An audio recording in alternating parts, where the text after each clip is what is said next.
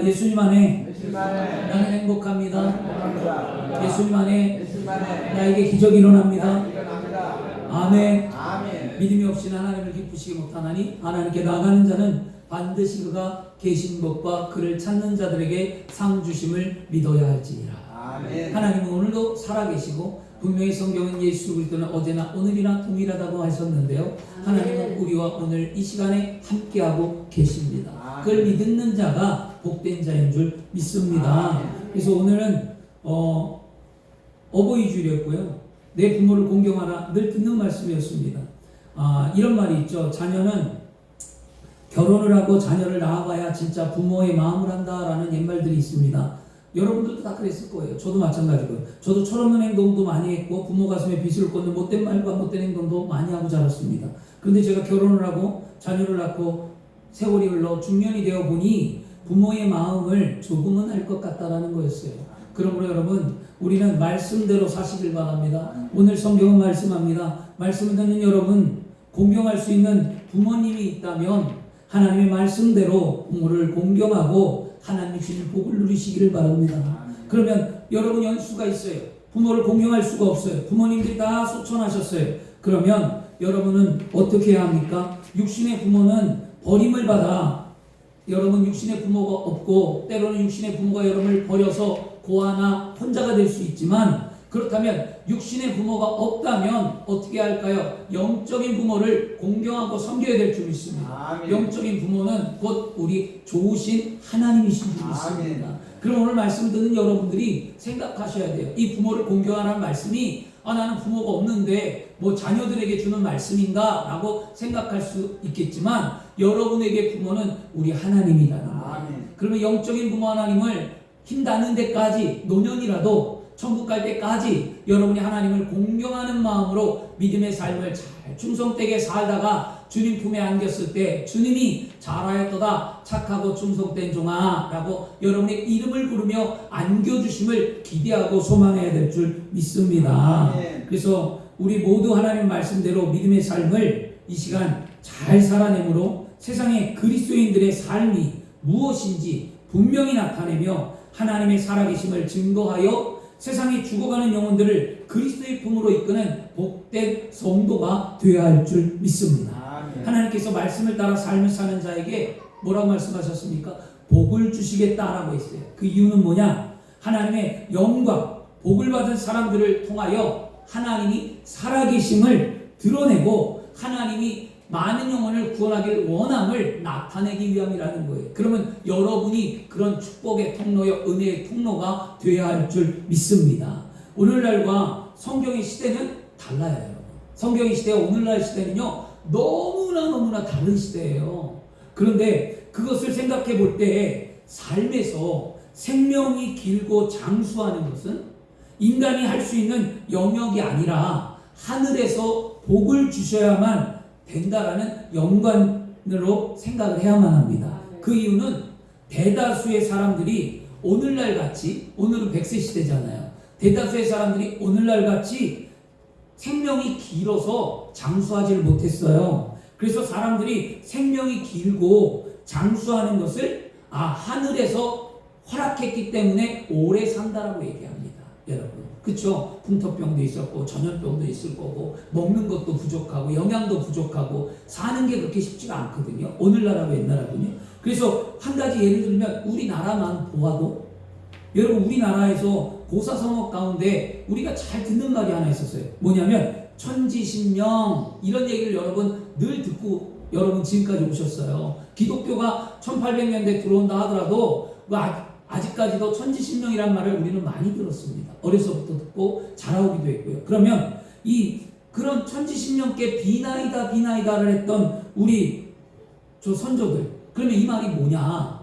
우주와 조화를 맡은 신령이 있다는 거예요. 천지신명, 우주와 같은 조화 가운데 있다. 다시 말하면 고대에 동양 문화에서 중요하게 여기고 생각했던 게 뭐냐면, 우주와 자연은 하나인데 그 우주와 자연의 하나의 큰 생명체를 다스리는 신이 존재한다는 거였어요. 그래서 우주의 큰 속에 하늘과 땅을 품고 그 존재하는 모든 생명체를 연결하고 다스리고 이끄는 신이 있다라고 믿었습니다. 그래서 사람들은 신을 의지하며 자신의 삶에 복을 빌고 지금까지 살아왔습니다.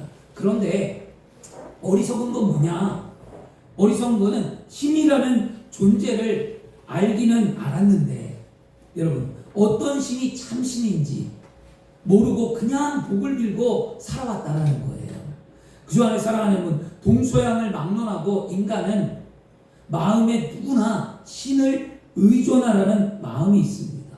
우주를 다스리고 우리를 창조하고 인간의 생사화복을 주관하며 우리를 구원하시고자 독생자 예수 그리스도를 이 땅에 보내신 하나님만이 오직 살아계신 참 신이라는 것을 우리는 알고 세상을 살아가며 날마다 믿음으로 고백해야 될 줄 믿습니다. 아멘. 우리 하나님만이 참 신입니다. 많은 사람은 신을 알기를 원했어요. 그러나 세상에 많은 종교나 많은 사람들은 하나님 참신을 모르고 엉뚱한데 자신의 마음을 빈다는 거죠. 여러분 감사하셔야 돼요. 우리는 참신을 알고 하나님이 여러분을 택하고 부르시며 이 자리에 나오게 하신 것에 감사하시길 바랍니다. 요한일서 4장 15절에도 누구든지 예수를 하나님의 아들이라 시인하면 하나님이 그 안에 거하시고 모두가 하나님 안에 거하느니라 라고 말씀합니다. 우리 믿음의 고백의 삶에 풍성한 은혜를 이와 같이 나누기를 바랍니다. 하나님 따라하겠습니다. 하나님만이 살아계신 참신입니다. 아멘. 오늘 말씀에 하나님께서 지도자 모세에게 십계명을 주셨어요. 인간이 누리는 가장 큰 축복, 그 생명의 복에 대해 말씀하는데요. 그건 뭐냐면 내 부모를 공경하라. 그리하면 야훼가 내게 준 땅에서 생명이 길리라. 이렇게 말합니다. 한 연구에 의하면 역사적으로 이스라엘 백성들이 장수하는 비결은 하나님의 말씀을 따라 효를 실천했기 때문이다라고 말하는 거예요. 여러분, 주 안에 사랑하는 여러분, 꼭 우리가 생명이 길고 장수하기 위해 나의 부모를 공경하는 것만은 아니에요. 하나님의 말씀에 우리는 그냥 순종함을 통해 말씀을 따라 삶을 살아감을 통해 하나님이 살아계시다는 것과 하나님만이 참 신이라는 것을 세상에 나타내고 그리스도인들이 되어야 할 줄 믿습니다. 이것이 다른 어떤 것보다도 세상에 죽어가는 영혼을 살리는 복음의 증거인 줄 믿습니다. 복음을 어떻게 나타나겠냐고요. 예수 믿으라고 말하는데 예수 믿냐고요. 그렇게 말하기 전에 내 자신이 오늘 점검해 봐야 돼요. 나는 말씀을 따라 살고 있는가? 아니면 나는 세상 사람들이 말하는 기회주의자처럼 어떻게 하면 하나님 앞에 편의를 얻고 이렇게 하면 하나님이 날 도와주겠지 하고 그런 생각으로 믿는가? 아니면 아무 어린아이같이 순수하게 하나님이 명령하시면 그 명령이 옳던 그렇던 상관없이 하나님의 말씀이라면 순종하는가 생각해 보셔야 돼요. 그 믿음 안에서 여러분이 바른 길을 갈 때 여러분이 하나님의 복을 누리며 삶을 살아가는 모습을 세상 사람들이 바라보고 아 하나님 살아있구나 이것을 믿게 하고 나타나게 하고 그것을 통해 복음을 증거해야 될 줄 믿습니다. 이스라엘 민족들은요 살아오면서 그들에게 역사하시는 하나님을 친히 나타내게 하셨다는 거예요. 그래서 많은 사람들이 이스라엘 민족을 바라보며 아 저들이 섬기는 하나님은 살아있는 분이구나 이런 것을 알게 하셨다는 거예요. 이게 어디에요? 구약 사상, 구약 말씀이었어요. 여러분을 통해 하나님이 살아계심이 나타나야 될 줄 믿습니다. 오늘 말씀의 지도자 모세는요 애굽에서 고통에 처했던 이스라엘 백성을 구원했습니다. 그리고 모세의 구원은요 하나님의 뜻에 이루어진 거였어요. 그리고 모세는 그저 하나님 말씀에 그냥 순종했고 하나님이 참신인 것을 나타냈고 하나님이 살아계시기에 하나님 앞에 순종하고 하나님의 놀라운 역사를 이스라엘 백성들에게 보이며 그 길을 걸어갔던 거예요. 그런데 이스라엘 백성들이 애굽에서 해방시키고 하나님이 이스라엘을 광야길로 인도하셨고 하나님이 이스라엘 백성들에게 낮에는 구름기둥으로 밤에는 불기둥으로 살아계심을 친히 보이며 역사하고 나타냈는데도 불구하고 이스라엘 민족이 하나님을 원망했다라는 거예요. 그러니까 하나님은 그들에게 말씀을 친히 주었다는 거죠. 그것이 모세가 시내산에 올라가 하나님 앞에 기도하여 받은 말씀 십계명이라는 거예요. 그래서 유대인들은 이 십계명의 말씀을 철저히 지킨다는 거예요. 우리 그리스도인들이라면 이 십계명을 날마다 묵상하며 십계명에 위배된 행동과 말과 모습과 내가 십계명에서 말하고 있는 대로 삶을 살고 있는가를 점검해보고, 만약 그렇지 못하다면 빨리 주님 앞에 회개하고 하나님의 은혜를 구하며 내가 이 십계명을 지켜 하나님의 복을 받는 그리스도인이 되게 해달라고 오늘 우리는 이 시간 기도해야 될 줄 믿습니다. 그러면 그 규범이 뭐냐? 첫째는 뭐예요? 나 외에 다른 신을 두지 말라. 하나님만이 첫 번째예요. 하나님이 살아있다는 거잖아요, 신 중에. 그걸 알아야 되고요. 두 번째는 나 외에 나를 위해서 새긴 우상을 만들지 말라. 여러분, 우상을 만들지 말라 그랬어요. 우상을 만들지 말라는 게 뭐냐면 모양을 만들지 말라는 거예요. 그래서 이스라엘 민족이 금송아지를 만든 사건도 있었고요. 그 다음에 모든 신들은 다 뭐가 있죠? 형체라는 게 있어요. 모든 신은 형체가 있습니다. 태양신의 형체도 있고 달의 신의 형체도 있고요. 나무 수목신에도 형체가 있고요. 뭐 불상도 있고요. 바위도 있고요. 여러분, 모든 세상의 잡신은 다 섬기는 신의 모양이 있다는 거예요. 그러나 하나님은 하늘로부터 땅으로부터 바다로부터 깊숙한 곳에 이르기까지 모든 모양을 만들지 말라라고 말씀하셨죠. 그리고 너는 나 하나님 외의 이름을 망령되이 부르지 말라. 하나님의 망령되이 부르지 말라. 하나님을 믿는 자로서 믿음의 삶에 합당한 삶을 살라는 거예요. 망령되라는 거예요. 예수 믿는 사람이 왜 저래? 이거 하나님을 망령되게 여기는 거예요. 예수 믿는 사람이 어떻게 저럴 수가 있지? 세상보다도 못하지? 이거 하나님이 이런 망령되게 하는 거예요. 그런 삶을 살지 말라는 거고요. 그 다음에 안식일을 기억하여 거룩히 지키라. 하나님 앞에 예배하러 나오는 날 거룩한 성일 주일을 기억하고 뭐 하라는 거예요? 지키고 예배하라는 거예요. 그러므로 우리는 오늘도 복된 주일에 나왔기에 하나님 여러분과 함께한 줄 믿습니다. 그리고 내 부모를 공경하라. 그 다음에 살인하지 말라, 간음하지 말라, 도둑질하지 말라, 이웃의 거짓 증언하지 말라, 이웃의 집을 탐하지 말라. 이게 다 십계명이에요. 그런데 1부터 4계명까지는요 하나님에 대한 거고요, 5부터 10계명 6가지는 인간을 향한 계명이었어요. 그런데 놀랍게도 인간을 향한 하나님이 지켜야 할 규범과 계명 가운데 제일 첫 번째로 준 게 뭐냐? 내 부모를 공경하라였어요. 여러분, 그래서 내 부모에 대한 자녀들이 마땅히 할 의무며 거기서부터 사회의 질서가 바로잡히기 때문이에요. 그래서 여러분, 세상의 범죄자들을 한 연구가 조사했는데 범죄자들을 보면 그 범죄자들이 대부분 부모를 공경하지 않는 사람들이었어요. 범죄자들. 부모를 공경하거나 부모의 삶을 잘 따르는 사람들은요 죄를 범하지 않더라고요. 근데 부모를 공경하지 않는 사람들은 대부분 범죄자였다라는 거예요. 이게 확실하게 뭐 다 100%다가 아니라 통계상 그 부류가 많다라는 거예요. 사회의 질서의 규범은 가정에서부터 시작되는 줄 믿습니다. 그러므로 부모를 경멸하는 것은 사회의 모든 무질서의 중요한 요인이 되며 큰 죄악이 된다는 거예요. 그래서 여러분, 성도 에베소서 6장 1절과 3절에 자녀들아 주 안에서 너희 부모에게 순종하라. 이것이 옳으니 내 아버지 내 어머니를 공경하라. 이것은 약속 있는 첫 계명이니 이로써 내가 잘되고 땅에서 장수하리라 라고 분명히 에베소서 교회 바울도 말씀해주고 있습니다. 구약과 신약은 분명히 말하기를 내 부모를 공경하라. 그럼 예수 믿고 구원받은 저와 여러분이 이 땅에서 장수하고 하나님의 축복을 누리기를 원하신다면 하나님의 말씀대로 살기를 축원합니다. 그러면 우리가 어떻게 해야 하나님께서 허락하신 은혜와 축복의 삶을 통하여 예수 믿고 행복한 삶을 살아냄을 통하여 이 땅에 하나님이 참신이고 이 땅에 죽어가는 영혼을 하나님 앞으로 이끌 수 있냐는 거죠. 그것은 뭐냐면 오늘 읽은 말씀처럼 내 부모를 공경하라는 거예요. 내 부모를 공경하면 하늘에 계신 하나님께서 우리에게 반드시 복을 주시겠다고 약속하셨습니다. 따라하겠습니다. 첫째로 이 땅의 부모를 공경해서 하나님의 축복을 누리자. 아멘. 효에는 두 가지가 있어요. 여러분, 효에는 두 가지가 있는데요. 마음으로 하는 효를 품는 것. 그 다음에 물질로 효를 실천하는 것. 효는 마음에 품는 것, 행동으로 나타나는 것 두 가지인데, 그러나 현실이 여러 가지로 넉넉지 않다 보니까 마음으로만 효도하는 사람들이 주변에 좀 많아요. 그리고 때로는 의무감으로 그냥 물질만 주면 됐지 하고 물질로만 효도하는 사람들도 있어요. 근데 솔직히 여러분, 솔직히 마음으로 받는 게 좋아요, 물질로 받는 게 좋아요?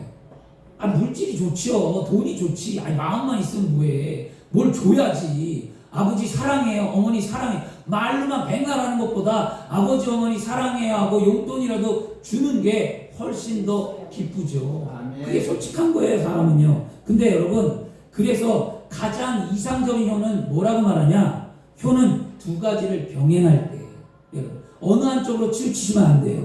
효는 완전해지기 위해서 부모를 섬기는 마음뿐만 아니라 물질적인 면에서도 정성을 다하여 부모를 섬겨야 될 줄 믿습니다. 신명기 5장 16절에도 너는 내 하나님 야훼께서 명령한 대로 내 부모를 공경하라. 그리하면 내 마음이 야훼가 내게 준 땅에서 내 생명이 길고 복을 누리리라 말씀합니다. 우리가 이 땅에 살아가면서 우리에게 하나님이 은혜와 축복을 누릴 수 있는 길이 분명히 성경은 말씀합니다.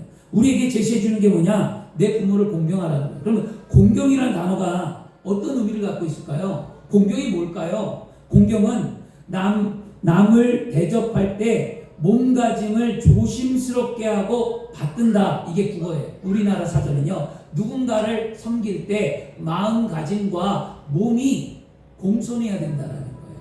이게 공경이고요. 한자 풀이로 말하면 한자는요, 공경할 공손할 공경할 경이에요. 그래서 예의 바른 태도를 받아들여 모신다는 거예요. 예의가 바르다는 공경이었어요. 그러면 성경은 뭘까요?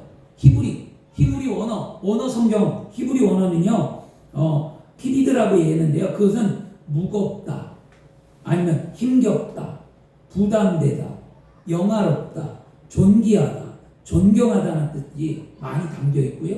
그 다음에 헬라어로 넘어오면 헬라어에는요, 티마오라는 뜻인데요. 이것은 존경할 만하다고 여김을 받는다. 그 다음에 선물하다. 여기 공경이 선물하다는 단어가 있어요. 그래서 아까 물질 얘기를 제가 해드린 거예요. 마음과 물질이 두 개가 있어야 된다는 게 성경적인 공경이기 때문에 가르쳐 드리는 거예요. 한쪽으로 치우치시면 안 돼요. 마음과 물질이 같이 가야 된다. 보상한다, 구별한다, 이런 거거든요. 그러면 부모를 공경하다라는 것을 국어사전, 그 다음에 한문, 지금까지 말씀드린 히브리 원어, 헬라어를 다 통합하면 뭐가 나오냐? 우리가 예의 바른 태도를 가지고 나의 사랑하는 부모님에게 존경하는 마음으로 선물을 드리는 것이 공경이다. 이게 공경이라는 거예요. 그런데 구약 성경에 공경의 의미 한 가지 깊게 생각할 게 있어요. 나는 그렇게 못하는데, 이런 말씀을 드리면 어떤 분들은 부담스러워서 못해요. 왜냐? 삶이 너무 고통스러운 거예요. 여러분, 김병의 효자 없다고 그렇잖아요. 김병의 효자 없어요. 부모 섬기는 거 쉽지 않거든요. 근데 힘겹게 부모를 섬겨요. 부모와 같이 살고 부모를 소천할 때까지 병원 가고 그 다음에 모시고 이런 자녀들도 많거든요. 그런데 그런 예수 믿는 사람들도 많은데, 그런 사람들은 이렇게 얘기해요. 목사님, 제가 마음은 있는데 어머니 아버지 병원비 때문에 물질을 섬길 수가 없고요. 내가 진짜 너무 힘들고 내 삶도 힘들어서 부모를 섬길 수 없다는 이야기를 저는 가끔 들었습니다. 그럴 때 그분들에게 뭐라고 위로할까? 그분들이 진짜 하나님 앞에 바른 삶인가? 공경하는 걸까? 할 때 저는 이 말씀으로 깨달았습니다. 여러분, 구약에 뭐라 그랬어요? 공경은 무겁다, 힘겹다, 부담된다라는 의미를 갖고 있잖아요. 내가 남들처럼 우리 사랑하는 부모를 공경하지 못하지만 지금의 삶에 때로는 부모님을 모시거나 부모님을 돌보는 것이 마음에 부담된다고 생각하고 힘겨운 삶을 살아가고 있다면 그것 또한 부모를 공경하는 삶인 줄 믿습니다. 그러므로 위로받으시길 바랍니다. 그게 더 큰 은혜거든요. 사실은요, 남들이 할 수 없는 것 하는 거예요. 요즘은요, 예전하고 틀리게, 예전에는 뭐 부모를 가정에서 한다고 하는데, 요즘은 삶과 죽음에서 마지막에 죽음을 맞이하는 사람들이 가야 하는 곳이 어디냐? 요양병원하고 양로원이에요. 여러분, 이건 어쩔 수가 없어요. 나는 뭐 안 간다 뭐 한다가 아니라 그걸 갔다고 해서 서글플 필요도 없고 거기에 있다고 해서 힘들 필요가 없는 게 아니라 그게 삶의 수순이에요. 다 그렇게 갑니다. 그러면 어떻게 해야 하냐? 우리 믿는 자들은 여러분 꼭 기억하셔야 합니다.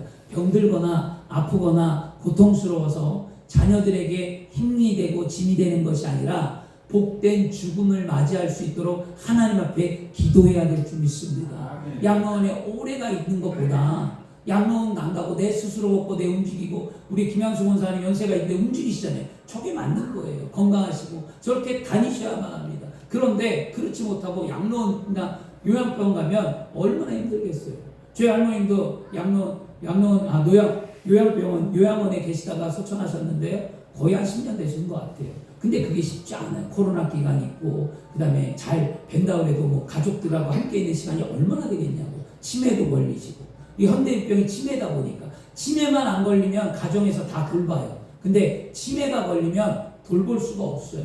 그래서 여러분, 양로원이나 요양병원에 보낸 것을 가지고서 우리가 그럴 수 있느냐라고 판단하거나 말하시면 안 돼요. 여러분, 오늘 공경이 뭐예요? 나 힘겹거든요. 부모를 섬기고 하는 게 내 마음이 무겁다. 이것도 공경의 모습이에요. 부모를 생각하니까 그런 마음이 드는 거예요. 공경의 의미를 잘 깨달으시기 바라고요. 오늘 위로받고 여러분 말씀대로 믿음의 삶을 사시기를 바랍니다. 하나님의 약속의 말씀을 믿고 부모를 공경하는 여러분, 하나님께서는 반드시 여러분에게 은혜와 복을 주신다고 약속하셨잖아요. 신명기 5장 16절에도 나를 사랑하고 내 계명을 지키는 자에게 천대까지 은혜를 베푸리라.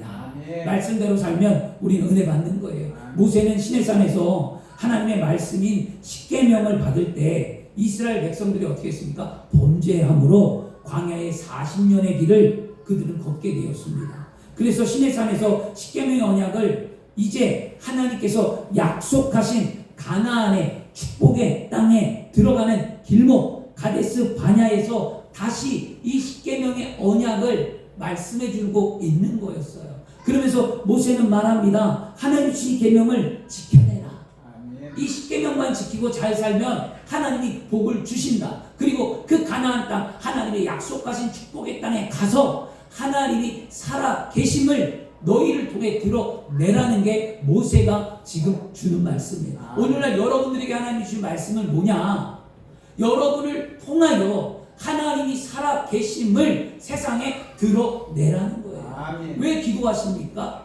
왜 예수 믿습니까? 왜 말씀 앞에 바로 섭니까? 왜 우리는 신앙을 갖습니까? 무엇 때문입니까? 하나님이 살아계심을 나타내기 위해서, 하나님이 살아계심을 통해 이 땅에 죽어가는 영혼을 하나님께로 이끌기 위해서. 그렇다면 나의 신앙이 말씀대로 바르게 가야만 그것이 하나님 보시기에 아름다워 그 축복의 증거를 통해 하나님 살아 있구나 세상이 알게 할 거 아니겠습니까? 저와 여러분은 그런 삶이 되어야 할 줄 믿습니다. 그리고 우리의 삶이 하나님 주신 은혜와 축복으로 행복한 삶을 살기 위해서 내 부모를 공경하며 믿음의 삶을 살고 있다면 이제 어떻게 공경할 거냐고요. 성경은 분명히 얘기합니다. 따라하겠습니다.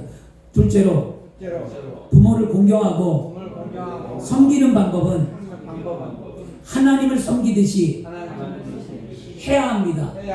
아멘. 잊지 마세요. 하나님을 섬기듯이 부모를 섬겨야 된다. 하루는 집에 봄맞이 대청소를 했어요. 지금 집에 살다 보니까 월세인데 왜 이렇게 하냐고 사람들이 그랬는데 우리 주인집 어르신이 오래 살기를 기도합니다. 그분이 오래 살아야 제가 이사를 안 가고 살거든요. 월세도 싸요. 딴 데 못 가요. 그 동네. 근데 그분이 건강하시는데 하도 집이 3대 사니까 더럽잖아요. 그래서 페인트를 칠했어요. 문에다 쫙. 또 페인트도 칠하고 이제 도배도 할 예정이고 하는데 제가 그런 일을 잘해요. 그래서 저희는 나는 인테리어 사업을 했으면 돈을 많이 벌었겠어요. 제가 봐도. 그런 일들은 타이어도 깔고 막 이런 하는 걸 봐서 그렇게 하다가 이제 앨범을 정리하다 앨범을 쫙 봤어요. 추억의 앨범. 오랜만에 꺼내서 과거도 보고 현재도 보고 제 어렸을 때도 보고 쫙 보다가 저희 둘째 아이가 태어난 2002년도에 산부인과의 기록이 탁 나왔어요. 그 산부인과의 기록에 딱 뭐라고 하냐면 박영미 아기하고 발도장을 탁 찍은 게 있어서 그 사진을 탁 찍어서 가족 카톡에 딱 올렸습니다. 그랬더니 큰아들이 문자가 왔어요. 띠링띵 왜 아빠 이름은 없지? 왜 박영리 아기로만 했네? 이렇게 문자가 왔어요. 생각도 안 해봤거든요. 근데 그걸 딱 보는 순간 조금은 좀 서운하더라고요. 김진일, 박영미, 아기 이렇게 하면 좋은데 엄마 이름만 써서 아기로 해놓은 거예요.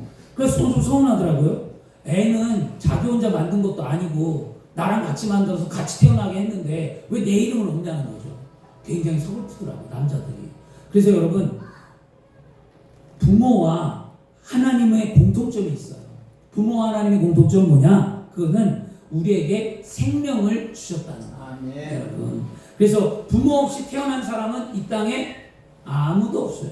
그죠? 모든 사람이 부모를 통해 생명을 선물로 받았습니다. 그러므로 생명의 은혜를 주심에 감사하며 부모를 공경해야 합니다. 주 안에 사랑하는 여러분, 우리는 어떻게 구원받았습니까? 여러분 어떻게 구원받았어요? 시편 2편 7절 말씀에 내가 야훼의 명령을 전하노라. 야훼께서 내게 이르되 너는 내 아들이라. 오늘 내가 너를 낳았도다. 하나님이 우리를 구원코자 계획하시고 예수 그리스도를 이 땅에 보내심으로 말미암아 독생자 예수 그리스도가 피 흘리시고 십자가에 돌아가심으로 구원을 허락하셨다라는 거예요. 여러분, 그것을 믿는 자가 구원을 받았잖아요. 하나님께서 우리에게 허락하신 그 은혜에 우리는 감사해야 될 줄 믿습니다. 부모로 우리가 태어나 생명을 얻었고 하나님께서 예수 그리스도로 말미암아 우리에게 영원한 생명을 주심에 부모를 섬길 때 하나님 앞에 섬기듯 해야 된다는 거예요. 이게 공통점이 있고요. 또 부모와 하나님의 공통점이 또 하나 있어요. 부모와 하나님의 공통점은 뭐냐면 우리에게 사랑의 은혜를 주셨다는 거예요. 사랑의 은혜. 부모의 사랑은 하나님이 주신 고유의 성품이에요.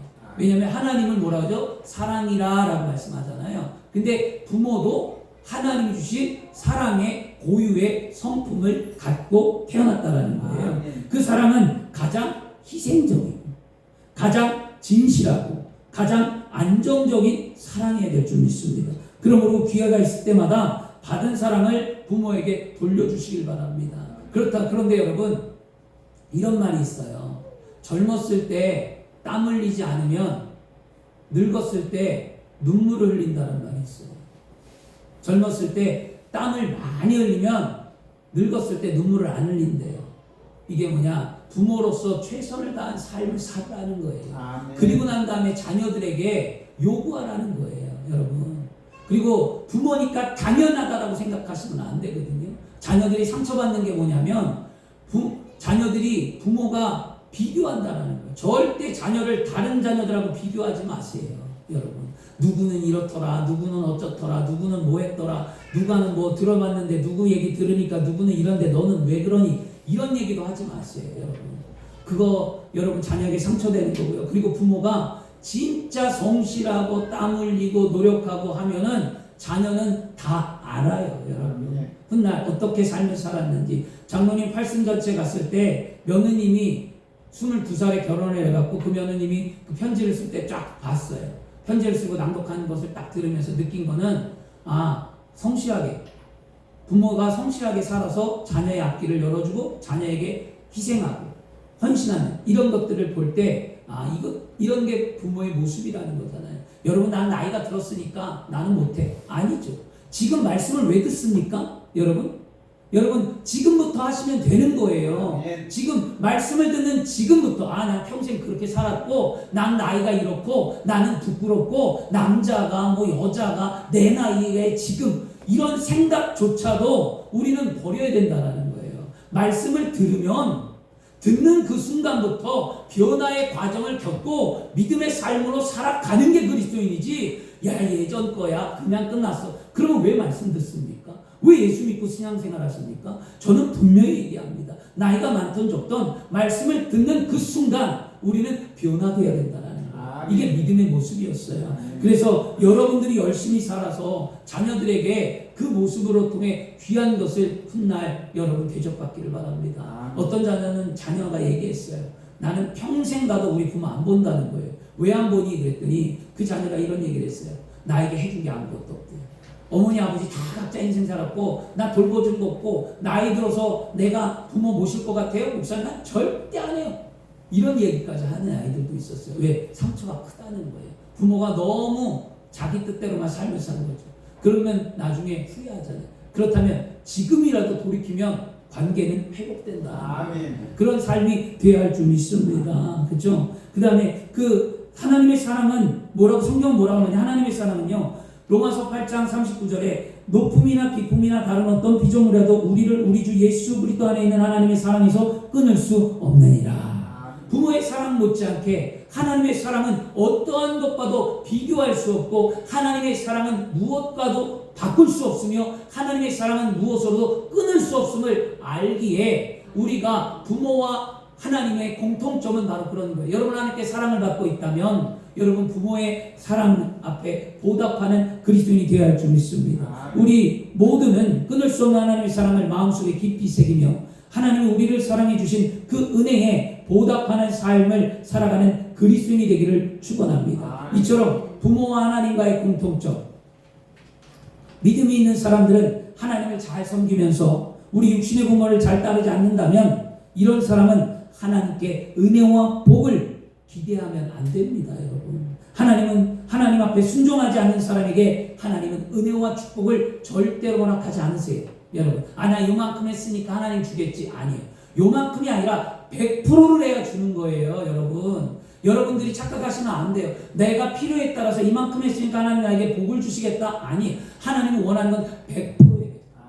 그 100%에 달할 수 있도록 부지런히 노력해서 복을 누리고 살아있는 은혜를 남기기를 원합니다. 그런데 여러분 안타까운 거 한번 들어보세요. 믿지 않는 남편이나 아내나 여러분 자녀들이나 아니면 부모들에게 혹시 이런 말을 들은 적이 있다면 회개하시고요. 이런 말을 듣지 않도록 믿음의 삶을 살아내시길 바랍니다. 당신 교회 가서 하는 것에 10분의 1만 우리 부모님께 하면 효자라는 소리 들을 거야. 믿는 자들이 위해서 하는 거예요. 얘야, 종교 생활을 하기 위해서 교회 나가는 것은 참 좋은 것이란다 생각한다. 그런데 육신의 부모인 나에게 그렇게 좀 해보려. 그죠? 어떠세요? 믿는 자로서 참 부끄러운 말 아닙니까? 주 안에 사랑하는 여러분, 오늘 이 시간부터 우리 순복음 행복한 교회 사랑하는 성도 여러분은 영적인 하늘의 아버지와 육신의 부모님들을 똑같이 섬기는 삶을 살기를 축원합니다. 이것이 올바른 그리스도인의 모습입니다. 이 모습을 우리가 갖출 때 하나님께서 우리에게 한없는 은혜와 사랑과 모든 축복을 허락해 준 줄 믿습니다. 유대인들은 부모를 자녀에게 있어서 하나님의 대리자라고 생각했어요. 그래서 부모의 합당한 권위에 존경하라고 말하는 거였습니다. 그런데 그렇게 하지 않는 자녀들을 뭐라고 했냐? 율법에 저주한다고 말합니다. 그런데도 유대인들은 그 저주에 아멘을 해버렸어요. 그게 신명기 27장 16절이에요. 그의 부모를 경홀히 여기는 자는 저주를 받을 것이라 할 것이요 모든 백성은 아멘할지어다. 부모를 섬기지 않는 자는 저주받는다는 거에 아멘했다라는 거예요. 그러니까 삶이 고통스러운 거죠. 그래서 그런 안타까운 자녀들에게 얘기합니다. 그래도 네가 복을 받으려면, 그래도 네가 하나님 앞에 쓰임 받으려면 너는 부모 앞에 순종하고 부모를 공경해라. 이게 하나님의 법이다. 억울하냐? 답답하냐? 힘드냐? 부모를 위해서 한다고 생각하지 말고 너의 앞날의 복을 받기 위해서 한다라고 좀 생각을 바꿔봐라. 아멘. 그랬더니 그 아이가 하더라는 거였어요. 자녀가 그 일을 하더라고요. 그래서 참 감사한 기억이 있습니다. 우리는 하나님 말씀대로 내 부모를 공경해야 하나님의 은혜와 축복을 받는 그리스도인이 될 수 있습니다. 또한 우리가 부모를 공경하는 방법은 우리가 믿는 하나님을 섬기듯 부모를 섬겨야만 합니다. 오늘 말씀을 듣는 저와 여러분, 이제 말씀의 의미를 깨달아 삶에서 반드시 실천하고 하나님 주신 아름다운 열매를 맺기를 축원합니다. 우리가 부모를 공경하는 삶을 믿음 안에서 살아가야만 반드시 우리의 습관이 고쳐지고 그 고쳐지는 습관 속에 하나님의 은혜가 임하게 되는 줄 믿습니다. 여러분에게 부모를 공경하는 것에서 어떤 잘못된 습관이 있는지 생각해 보세요.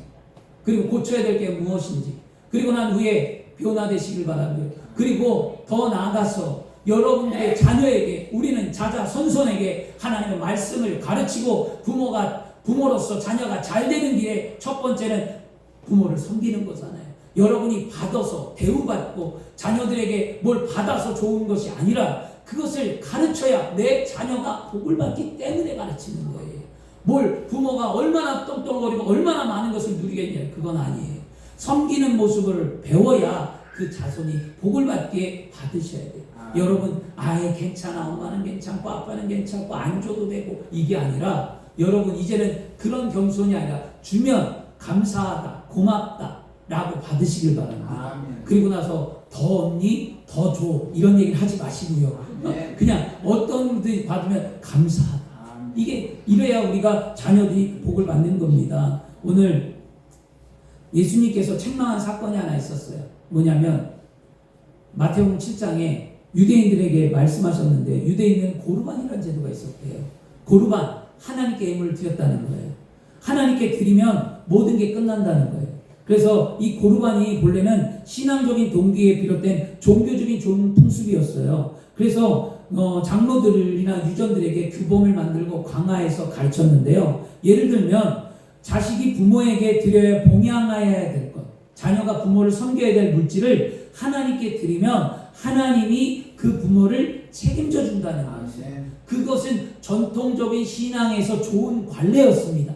그런데 이것이 악이용돼 갖고 이 유대인들이 부모를 섬기지 않는 거예요. 그래놓고서 사람들이 말하기를 왜 부모를 안 섬기냐 그랬더니 그들이 말하기를 나는 고르반을 했습니다 라고 얘기하는 거예요. 그게 뭐냐면 하나님께 나는 내 부모에게 공경할 것을 다 바쳤으니 하나님이 내 부모를 축복하고 도와줄 겁니다 라고 얘기하는 거예요. 그 말을 바라보는 예수님이 뭐라고 말씀했냐, 그 고르반 자체가 틀렸다, 잘못된 거다라고 지적하며 유대인들을 책망한 말씀이 마태복음 7장 10절에 있어요. 모세는 내 부모를 공경하라 하고 또 아버지와 어머니를 모욕하는 자를 죽임을 당하리라 하였거늘 너희는 왜 부모를 공경하지 아니하고 너희는 부모를 욕되게 하느냐라고 예수님이 책망했던 겁니다. 우리도 할 만큼 했다고, 우리도 다 했다고, 우리도 이렇게 생각할 때가 있잖아요. 근데 잘 생각해 보시길 바랍니다. 진짜 나는 최선을 다하고 있는가? 여러분 최선을 다했으면 그걸 만족하면 돼요. 그러나 그렇지 않다면 형식적이거나 마음이 없거나 그렇다면 여러분 회개하시고 돌이키시기를 바랍니다. 기독교는 분명 무슨 종교예요? 효의 종교예요. 우리는요. 부모를 사랑하고 지극정성으로 모시는 것이 성경의 원리며 가르침입니다. 우리는 분명히 알아야만 합니다. 어떤 제도건 어떤 사상이건 부모를 사랑하지 못하게 하거나 섬기지 못하게 하는 것은 잘못된 이단이에요. 이단 보세요. 여러분, 제가 뭐 요즘 누구 얘기하면은 유튜브니까 얘기하진 않겠지만 요즘 그 이단 보세요. 뭐예요? 부모하고 자식하고 갈라놓잖아요. 자식이 부모를 고발하고 자녀가 부모를 고발하고 그 싸우잖아요. 그 종교. 그게 정상적인 거예요? 그건 잘못된 거예요, 여러분. 가정이 깨어지게 하는 종교는요 있을 수가 없어요. 여러분, 더구나 가정을 살려야 되는데 가정이 깨어지는 교회나 아니면 가정이 깨어지는 어떤 다른 종교가 있다, 그거 다 잘못된 거라고 인식하시면 돼요. 하나님은 절대로 가정을 깨지 않으셨어요. 하나님은 절대로 하나님의 은혜 가운데 복된 삶을 살게 하셨지, 가정을 하나님은 버리시거나 무너뜨리거나 나를 섬기는 것 때문에 가정을 힘들게 하지 않았습니다. 여러분, 가정을 지켜내시기를 바랍니다. 그래서 여러분, 그런 삶을 꼭 살아내시기를 바라고요. 그래서 나의 부모가 배움이 많던지 적던지 건강하든지 병들었든지 어떠하든지 세상에 손가락질을 받는 죄인이라 할지라도 우리는 어떻게 하냐? 부모를 공경해야만 합니다. 나에게 해준 게 없다고 생각할지 모르지만 나에게 소중한 하나밖에 없는 부모라는 사실을 기억하며 그리스도인은 누구나 예외 없이 성경의 가르침을 따라 부모를 공경하고 효도하는 사람이 되어야 할 줄 믿습니다. 아멘. 말씀을 듣는 여러분, 지금 우리가 돌이킬 수 있는 은혜의 시간인 줄 믿습니다. 아멘. 지금 이 시간 바꾸지 않으면 안 돼. 아멘. 지금 이 시간 내가 점검해보지 않으면 안 돼. 내 부모가 없다고요? 그러면 여러분이 부모로서 변화를 갖고 자녀가 복을 되도록 가르치고요. 여러분이 섬길 부모가 없으면 여러분 하나님을 섬길 때 부모를 섬기듯 공경하고 섬기시길 바라고요. 여러분 부모가 살아생전 계시다면 여러분이 더 열심히 최선을 다해 말씀대로 섬기시기를 바랍니다. 여러분 어버이날이 되고 어버이주일이 되면 늘 회자되는 이 말이 있어요. 이걸 읽을 때마다 가슴이 좀 뭉클하고 또 했는데요. 요번에도 한번 찾아봐서 읽어봤는데요. 2012년에 처음 이 글이 인터넷상에 올라왔어요. 어버이날이 되면 많은 사람들이 감동이 주는 편지였는데요. 어느 부모님이 자식에게 보내는 편지라는 제목이었어요. 이게 무려 12년이 지났는데도 지금 많은 사람들이 읽고 감동되고 맞더라는 거예요. 저도 여기 글을 읽으면서 맞더라는 거예요. 이해하겠더라고요. 저희 아버지 어머니가 나이가 드시면서 했던 말을 또 하고 이런 모습들, 그 다음에 귀가 안 들려서 잘 이해 못하는 모습들, 이런 모습을 보면서 저도 느끼는 게 있더라는 거였어요. 그리고 세 사람 더 느꼈는데 여러분 한번 들어보세요. 내 사랑하는 아들, 딸아, 언젠가 우리가 늙어 약하고 지저분해지거든 인내를 가지고 우리를 이해해야 한다고. 늙어서 우리가 음식을 흘리면서 먹거나 옷을 더럽히고 옷도 잘 입지 못하게 되면 내가 어렸을 때 우리가 먹이고 입혔던 그 시간들을 떠올리면서 미안하지만 우리의 모습을 조금만 참고 받아라. 늙어서 우리가 말을 할 때 했던 말을 하고 또 하더라도 말하는 중간에 못하게 하지 말고 끝까지 들어주면 좋겠다. 내가 어렸을 때 좋아하고 듣고 싶어 했던 이야기를 내가 잠이 들 때까지 셀 수 없이 되풀이하며 들어주지 않았니? 훗날에 혹시 우리가 목욕하는 것을 싫어하면 우리를 너무 부끄럽게 하거나 나무라지 말아도 수없이 핑계를 대면서 목욕을 하지 않으려고 도망치던 너의 옛 모습을 기억하니?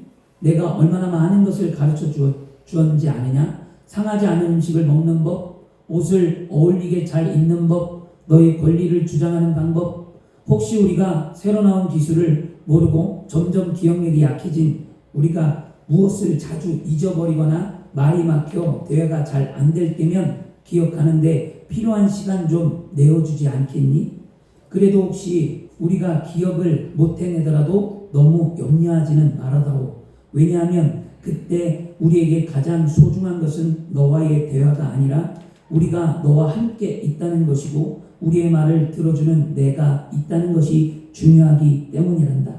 또 우리가 먹기 싫어하거든 우리에게 억지로 먹이려 하지 말아다오.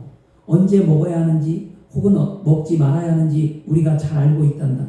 다리가 힘이 없고 쇠약하여 우리가 잘 걷지 못하게 되거든 지팡이를 짚지 않고도 걷는 것이 위험하지 않게 도와줄 수 있니? 내가 뒤뚱거리며 처음 걸음마를 뗄 때 우리가 내게 한 것처럼 내 손을 우리에게 빌려다오. 그리고 언젠가 나중에 우리가 더 이상 살고 싶지 않다고 말하면 우리에게 화를 내지 말아다오. 너도 언젠가 우리를 이해하게 될 때가 있단다. 노인이 된 우리의 나이는 그냥 단순히 살아온 것을 이야기하는 것이 아니라 우리가 어떻게 생존해 있는가를 말하고 있음을 이해하다오. 비록 우리가 너를 키우면서 많은 실수를 했어도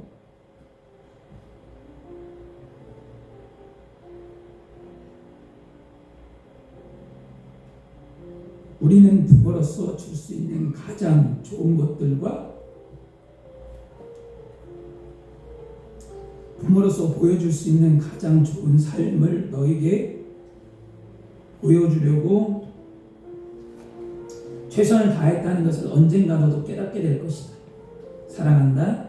내 사랑하는 아들, 딸들아, 내가 어디에 있든지 무엇을 하든지 너를 사랑하고 너의 모든 것을 사랑한다. 사랑하는 성도 여러분, 이것이 진짜 부모의 마음일 수도 있습니다. 저희 부모님이 그렇게 살지 않으셨어요. 솔직히 이대로 살아가신 부모가 과연 얼마나 되겠습니까? 그러나 여기서 말하고자 하는 건 무엇이냐면 부모가 어떤 존재인가예요. 부모의 존재를 우리는 잊지 않으셨으면 좋겠습니다. 그리고 여러분의 자녀들에게 지금이라도 여러분들이 따뜻하게 다가가시고 지금이라도 못해준 것 해주시려고 하시고요. 지금이라도 여러분들의 삶이 달라져야 할 줄 믿습니다. 아멘. 그리고 여러분이 자녀라면 부모를 기억해야 합니다. 아멘. 여러분이 자녀라면 내 부모를 그렇게 섬겨야만 합니다. 엄마와 딸이 싸우고 아버지와 아들이 싸우고 큰 소리 치고 무시하고 헐뜯고 이런 것이 아니라 공손해지고 아름다운 말을 하고 좋은 말을 하고 하나가 되는 가족이 되어야 할 줄 믿습니다. 아멘. 그러려면 따라하겠습니다. 내가 먼저 달라지겠습니다. 달라지겠습니다. 여러분이 먼저 달라지세요. 저도 자녀하고 큰 소리 치고 막 싸울 때 가슴이 아프고 힘들었던 게 뭐예요? 내가 안 달라지고 내가 의롭다고 생각할 때 큰아들과 전쟁을 벌일 때는 막 큰 소리로 벌였어요. 그건 나의 의금이었던 거죠. 그러나 내가 달라지니까 바뀌더라고요. 아멘. 여러분이 자녀 원망하지 마시고요. 여러분이 달라지시길 바라고요. 그게 부모 아니겠습니까? 부모가 자식을 원망해봐야 뭐 하겠어요. 여러분이 달라지면 자녀는 달라져요. 아멘. 그리고 여러분들이 말씀 안에 서 있는 모습을 보이면 하나님이 반드시 여러분의 자녀를 인생 가운데 책임져 주실 줄 믿습니다. 아멘. 부모로서 복을 받는 삶이 되기를 축원합니다. 아멘. 기도하겠습니다. 좋으신 아버지 하나님 감사합니다. 오늘도 하나님께서 우리 사랑하는 귀한 성도들을 함께하여 주셔서 믿음의 삶을 살게 하심을 감사합니다.